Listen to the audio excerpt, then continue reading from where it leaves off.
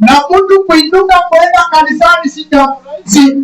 Tena cha tatu, mtu kuyafanya mapenzi ya Mwenyezi Mungu pia si jambo rahisi. Ndio maana akasema ni kupige vita hivyo. Sasa lazima tuwe na dhamira nzuri na tuweze kuwa na nia nzuri na tuwe na imani ili tupige vita katika njia iliyo nzuri. Hiyo narudia kwa sababu ya wala wangu kuwa asubuhi ili tuweze kuenenda katika pamoja. Tunakuja tukasoma kitabu cha Waamuzi 2 kuanzia 1 hadi 3, Waamuzi, Judges kwa Kizungu.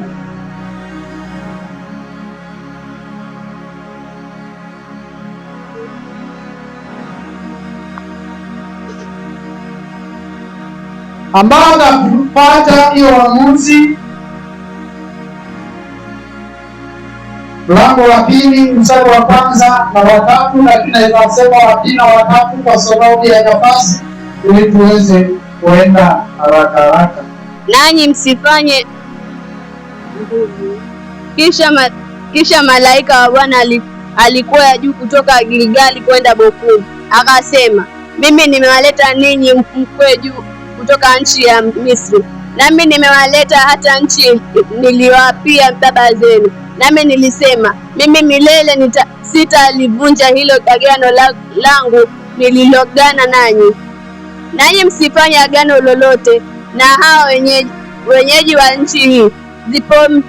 Zipomosheni nchi madhabahu zao, lakini hamkusikia sauti yangu. Je, mmefanya haya kwa sababu gani? Basi kwa ajili ya hayo mimi nilisema zaidi, mimi sitawafukuza watoke mbele zenu, lakini watakuwa kama miiba mbavuni wenu, na miungu yao itakuwa ni tanzo kwenu. Bwana Yesu asifiwe. Hawa ni waliotangulia tumejifundisha kwa. Na wewe pia unafaa ujifundishe siku katika kikundi gani. Bwana Yesu asifiwe. Kikundi cha kwanza ni kile ambacho kilikuwa kimeokoka, na hicho kikundi kilikuwa kinaendelea na Mungu. Lakini wakati Mungu alipowaokoa akawapeleka katika nchi ya ahadi, akawafikisha pale, akawaambia ukomboeni masinagogi na madhabahu ya nchi hii, na madhabahu ya nchi hii msiendane nayo katika dhamira zenu na desturi zenu. Lakini hamkunisikia, mkayaacha. Sasa mimi Mungu nami sitayaondoa, yatakuwa kama miiba katika maisha yetu. Kuna vitu unatembea katika maisha yako, unaishikilia, ukaifamulia. Hata kama unasema kwa Yesu asifiwe, unaomba mpaka dini tunashuka, lakini hizo vitu umekatalia. Hizo vitu naye Mungu anasema ataondoa, lakini kitakukula polepole, maana kitakuwa ni miiba katika maisha yako. Ndio tumewepesi wa kukumbu wengine ni kweli, lakini haya yetu bora tuangalie. Maana ndio haya yanatukula, haya ndio yanatumaliza, haya ndio yanatuunguza, haya ndio yanafunga malaika, yanasambaratisha uchumi wetu, kwa sababu ni mwiba katika maisha yetu. Bwana Yesu asifiwe. Bwana Yesu asifiwe. Amen. Kuna kundi la pili ambayo tutasoma kitabu kile cha Yeremia. Kama kuna mtu anaandika, Yeremia 12 kuanza 11. Yeremia 12 kuanza pale 11 inasema, wamelifanya kuwa ukiwa, na kwa kuwa ni ukiwa linalolilia, nchi yote imefanywa kuwa ukiwa, kwa sababu hapana mtu aliyeweka hayo moyoni mwake. Endelea. 12 watekao nyara wamepanda juu ya vilele vya milima katika nyika, kwa maana upanga wa Bwana utakula toka upande mmoja wa nchi hata upande wa pili wa nchi. Hapana mwenye mwili atakaye kuwa na amani. 13 Wamepanda ngano, lakini watavuna miiba. Wamejiumiza nafsi zao, lakini hawatakuwa na faida. Naam, tayarini kwa ajili ya matunda yenu, kwa sababu ya hasira kali ya Bwana. Bwana Yesu asifiwe. Amen. Ninasema utajiangalia mwenyewe uko kundi gani katika makundi haya, na kama utakuwa kwa kundi lolote, basi shukuru Mungu, kwa sababu kuna adui tunayetembea naye katika maisha, na huyo adui amekaa ndani ya mioyo yetu. Hayuko nje, hawai nguo, haoni mbali, yuko katika moyo wako. Bwana Yesu asifiwe. Mmefanya kwa kilo, japo wamefanya pakawa hakuna kitu. Sasa wakishafanya hiyo, upanga wa Mungu ukainuka juu yao, lakini upanga ulipoinuka haukufanya chochote, ukawacha ili wapande ngano. Badala ya kuvuna ngano, wakavuna miiba.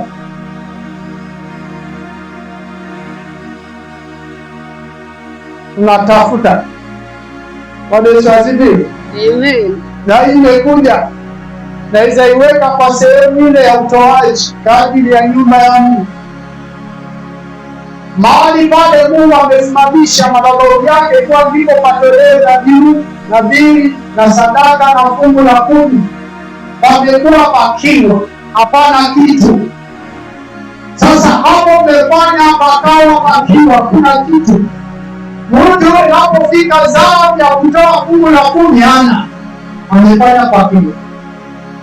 Bwana Yesu asifiwe. Amen.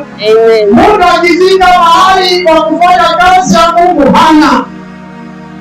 Mtu akifika mahali kwa kutolea kwa ajili ya Mungu hana. Ndio sasa Mungu anasema kwa sababu mmefanya kuwa hakuna, nanyi mtapanda ngano, alafu mtavuna miiba. Bwana Yesu asifiwe. Amen.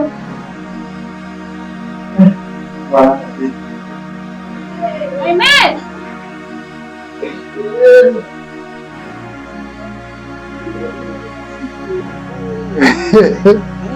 Unajua ile neno wanakata ni chungu.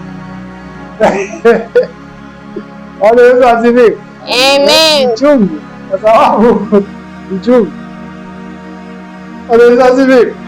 Wacha tuendelee polepole. Nisomee Mithali 25, 22:5 kwa 22:5.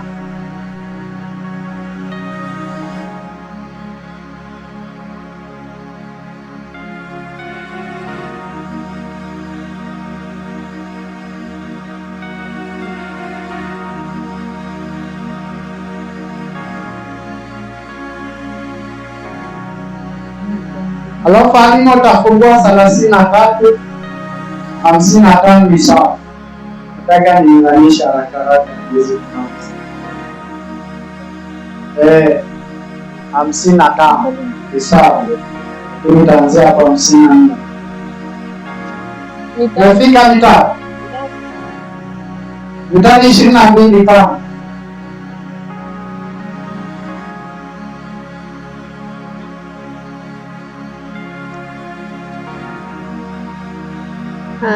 Mithali 22:5 inasema, miiba na mitego huwa katika njia ya mshupavu, yeye aitunzaye nafsi yake atakuwa mbali nao. Bwana Yesu asifiwe. Kwa wale ambao tunaenenda katika njia inayompendeza Mungu, sisahau kuwa kuna miiba ambayo imewekwa mbele. Lakini ni nani anaweza kunitafsiria neno miiba ni nini?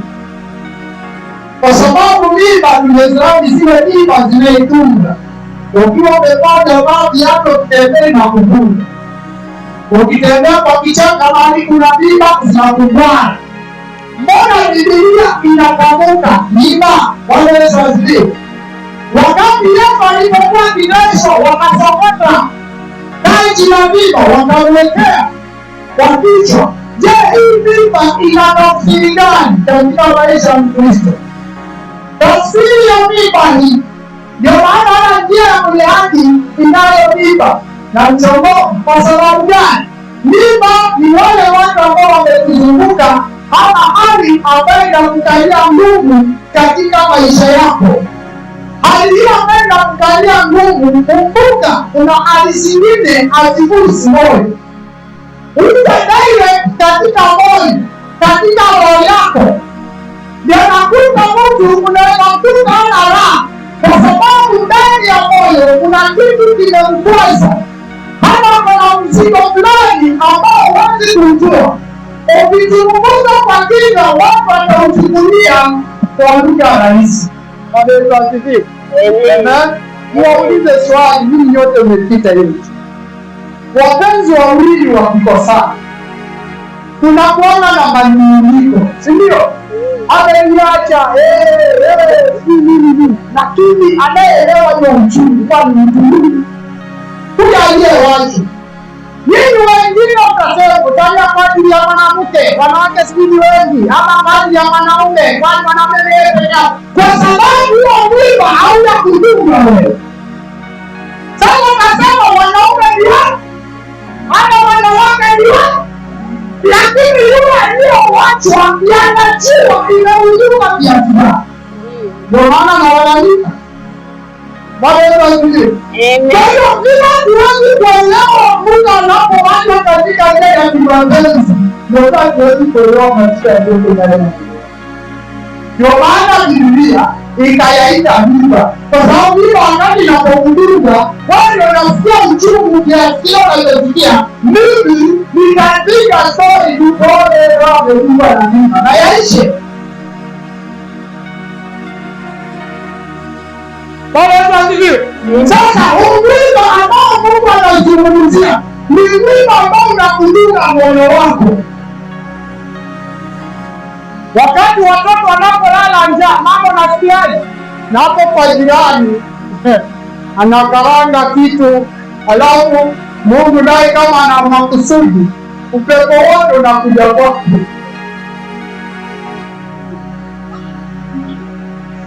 Bwana Yesu asifiwe.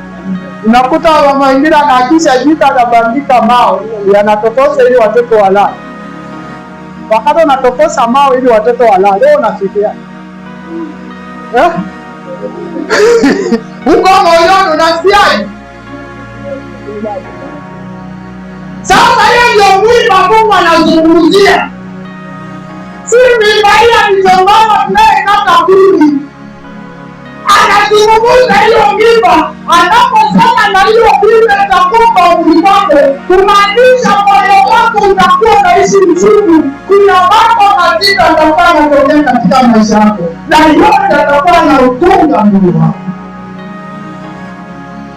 Bwana Yesu asifiwe. Ndio maana hapa katika Isaya anasema mwenye haki na mtu mwenye ubaya hatamtendeka katika hizo mimba, kwa sababu watainuka wakwambia anaenda kanisa lakini amejificha. Unaposikia hilo jambo unatoka tayari kidogo. Lakini ukija kutuelezea tutakwambia achana nao. Mtu aliondoka lazima ajaribu, tutakwambia hivyo. Mtu mwenye matunda lazima kula nini? Na lakini wewe unasikia hiyo neno imekuingia kiasi gani? Na limekugonga wapi?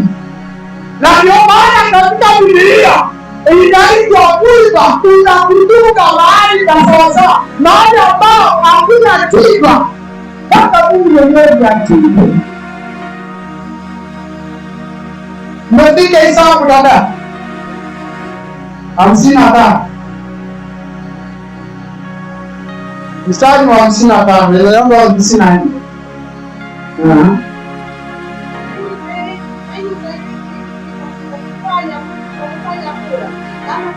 Kama jamaa zenu hao walio wengi utawapa urithi zaidi, na hao waliopunguka utawapa kama kupunguka kwao. Mahali popote kura itakapomwangukia mtu yeyote, mahali hapo mtarithi kama kabila za baba zenu.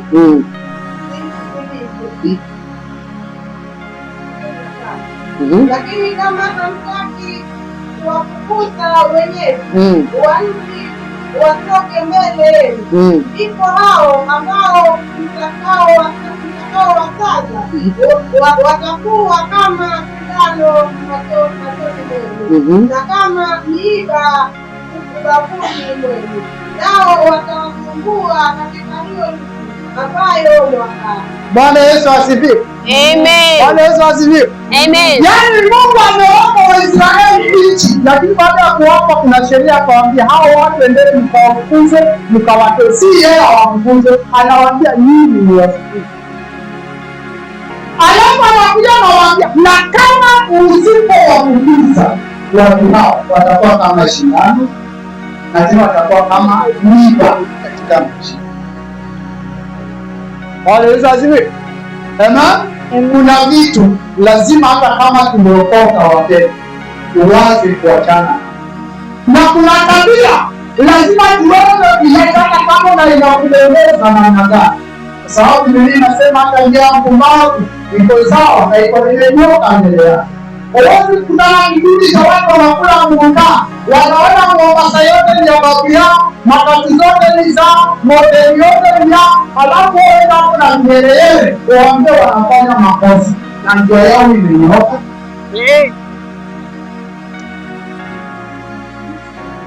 Leo wakati amekaa chini ya mti ameiba sifuria ya mama ndiye ameuza anakula jana, lakini akili yake inamwonyesha hizo matatu zinapita zikipiga bamburi mitambo za mama yake na ametoka kuiba sifuria ya mama yake. Alafu aenda hapo mwambie ndugu unapotea, atamkalisha yeye jina ya kufundisha, kwa sababu njia yake pia iko mshana. Hata mlezi yule analengwa na lala mtaloni na yeye pia njia yake iko mshale. Kwa hiyo kuna njia moja tu ya Mungu. Kwa hiyo kuna vitu vinaweza kuwa vinakupendeza wewe kwa maisha yako, lakini vinarudi vimekuwa mwiba katika maisha yako. Dawa ni kuweza kuvifukuza na kuviacha. Wamesaziliwa tusirudi kama vile Isaya anasema mmepanda ngano alafu mmevuna miiba. Unaenda kufanya kazi, mwisho wa mwezi badala ulipwe unatukanwa, unafukuzwa, unatoka huku ukilia. Mwiba umekudunga kwa moto. Umejaza chama imefika namba yako, unajua kesho unapokea pesa. Watu wote wanakataa kutoa, unaanza kupiga kelele, unajiuliza namba yao watu wote wametoa yangu tu. Naweza kusema watu hawanipendi, walikaa kikao, mama fulani aliwashawishi hospital fulani. Si yeye, ni kwa sababu kuna mwiba ambao Mungu ameuweka. Kuna kidungo vikikiria vilikuwa na kulia watu walikuwa kupiga mjengo. Hapo umeendesha bodaboda umekosa Ramadhani. Leo hii pesa yako watu wanaingana mwiba inakupiga katika Mungu. Naye anasema hizo mwiba zitakuwa sehemu ya maisha yetu. Usipoacha vile vitu ambao Mungu ametuagiza tuziache, ataziacha hapo. Kwa hiyo ni wewe kujiuliza, ni tabia gani ambayo inaikumbatia ambayo inaweza kuwa ni mwiba katika maisha yangu? Kusema Bwana Yesu asifiwe haitoshi. Lazima nia na matendo yako yaweze kubadilika, uweze kuzishika amri za Mungu na kuenenda kulingana na njia ya Mwenyezi Mungu anavyosema. Bwana Yesu asifiwe. Tumaliza na Wakorintho wa kwanza wa pili 12 utaniangalia isikuandika. Wakorintho wa pili 12 kama si soma kuanzia 6 kuenda mpaka 8. Kuna mwiba hapo tu. Wakorintho 12:6 inasema walakini iko hekima tusemayo kati ya wakamilifu, ila si hekima ya dunia hii, wala ya hao wanaoitawala dunia hii wanaobatilika. 7. Bali twanena hekima ya Mungu katika asiri, ile hekima iliyofichwa, ambayo Mungu alilazimu tangu milele kuwa utukufu wetu. 8. Ambayo wenye kutawala dunia hii hawaijui hata mmoja, maana kwa wangalijua wasingalimfungulisha Bwana wa utukufu. 9. Lakini kama alivyoandika, mambo ambayo jicho halikuyaona wala sikio halikuyasikia wala. Unasoma Korinto wa pili, Wakorintho 2 12. Pia nasikia sema 12 si 2.